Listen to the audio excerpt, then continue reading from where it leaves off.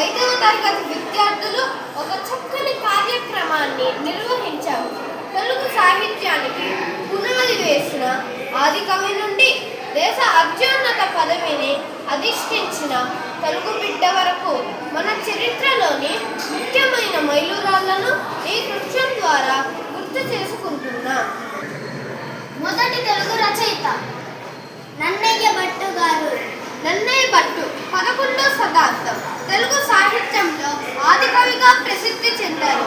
ఆయన తూర్పు చాళుక్య రాజైన రాజరాజ నరేంద్రుని ఆస్థాన కవి. సంస్కృతంలో ఉన్న మహాభారతాన్ని తెలుగులోకి అనువదించే ప్రక్రియను ప్రారంభించి ఆది సభా పర్వాలు మరియు అరణ్య పర్వంలో కొంత భాగం పూర్తి చేశారు. ఈయన రచనా శైలి తెలుగు సాహిత్యానికి ఒక మార్గాన్ని నిర్దేశించింది. మొదటి తెలుగు సినిమా భీష్మ ప్రతిజ్ఞ. భీష్మ ప్రతిజ్ఞ 1921 అనేది కొత్త చిత్రం, అయితే పూర్తి చిత్రం. దీనిని రఘుపతి వెంకయ్య నాయుడు నిర్మించారు. అయితే పూర్తి స్థాయిలో మాట్లాడే మొదటి తెలుగు సినిమా భర్త ప్రహ్లాద 1942. మొదటి సినిమా హీరో రఘుపతి సూర్యప్రకాష్ గారు. రఘుపతి సూర్యప్రకాష్ గారు భీష్మ ప్రతిజ్ఞ వంటి తొలి మూకీ చిత్రాలలో నటించారు. ఆయన వెంకయ్య నాయుడు గారి కుమారుడు. తొలి తెలుగు సినిమా నటులలో ఒకరిగా గుర్తింపు పొందారు.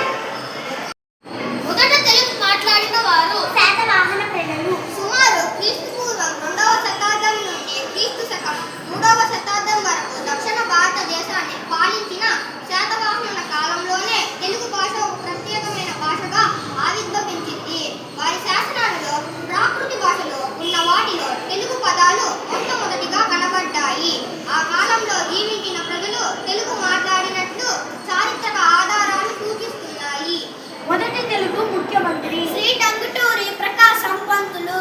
వివరణ: ఆంధ్ర రాష్ట్రం ఏర్పడినప్పుడు దానికి తొలి ముఖ్యమంత్రిగా టంగుటూరి ప్రకాశం పంతులు గారు బాధ్యతలు చేపట్టారు. ఆయనను ఆంధ్రకేసరి అని కూడా పిలుస్తారు. స్వాతంత్ర్యోద్యమంలో ఆయన కీలక పాత్ర పోషించారు. ముఖ్యంగా సైమన్ కమిషన్ వ్యతిరేక ప్రదర్శనలో కాల్పుల సమయంలో ఆయన చూపిన ధైర్యం ప్రసిద్ధి చెందింది. మొదటి తెలుగు రాష్ట్రపతి నీలం సంజీవ రెడ్డి గారు. వివరణ: నీలం సంజీవ రెడ్డి గారు భారతదేశానికి 6వ రాష్ట్రపతిగా 1977 నుండి 1982 వరకు పనిచేశారు. ఆయన ఉమ్మడి ఆంధ్రప్రదేశ్ రాష్ట్రానికి తొలి ముఖ్యమంత్రిగా కూడా సేవలు అందించారు. రాష్ట్రపతిగా ఆయన ఏకగ్రీవంగా ఎన్నికయ్యారు. ఇది భారతీయ రాజకీయ చరిత్రలో ఒక అరుదైన ఘట్టం. మొదటి తెలుగు ప్రధానమంత్రి పివి నరసింహారావు గారు. కోమలపర్తి వెంకట నరసింహారావు గారు భారతదేశానికి 9వ ప్రధానమంత్రిగా, అంటే 1991 నుండి 1996 వరకు పనిచేశారు.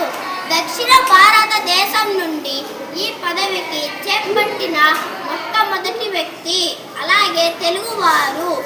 ఆయన హయాంలోనే భారతదేశంలో కీలకమైన ఆర్థిక సంస్కరణలు ప్రవేశపెట్టబడ్డాయి.